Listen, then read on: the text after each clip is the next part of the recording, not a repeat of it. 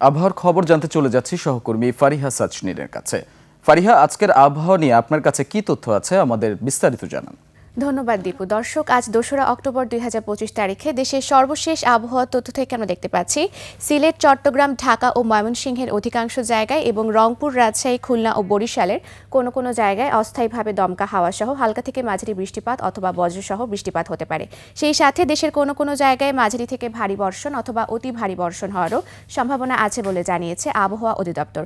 আজ সারা দেশের দিনের তাপমাত্রা সামান্য কমতে পারে এবং রাতের তাপমাত্রা প্রায় অপরিবর্তিত থাকতে পারে। বর্তমানে পশ্চিম মধ্য বঙ্গোপসাগরে একটি নিম্নচাপ সৃষ্টি হয়েছে। সেই সাথে বর্তমানে বিশেষ কিছু অঞ্চলের তাপমাত্রা যদি আমরা দেখে থাকি তাহলে সিলেটে রয়েছে ২৭ ডিগ্রি সেলসিয়াস, ঢাকা ও কুমিল্লায় রয়েছে ২৫ ডিগ্রি সেলসিয়াস। গতকাল সর্বনিম্ন তাপমাত্রা রেকর্ড করা হয়েছে টাঙ্গাইলে, যা ২৩.৮ ডিগ্রি সেলসিয়াস এবং সর্বোচ্চ তাপমাত্রা নরসিংদীতে, যা ৩৫.৫ ডিগ্রি সেলসিয়াস। আজ ঢাকার আকাশ আংশিক মেঘলা থাকতে পারে এবং দক্ষিণ অথবা দক্ষিণ পূর্ব দিক থেকে ঘন্টায় ১০ থেকে ১৫ কিলোমিটার বেগে বাতাস প্রবাহিত হতে পারে। আজ সকাল ৬টা অনুযায়ী ঢাকার বাতাসের আপেক্ষিক আর্দ্রতা নির্ণয় করা হয়েছে ৯৫% এবং আজ ঢাকায় সূর্যাস্ত হবে সন্ধ্যা ৫টা বেজে ৪৭ মিনিটে। দর্শক, এ ছিল আমাদের আজকের আবহাওয়ার তথ্য। ফিরে যাচ্ছে দীপুর কাছে। দীপু।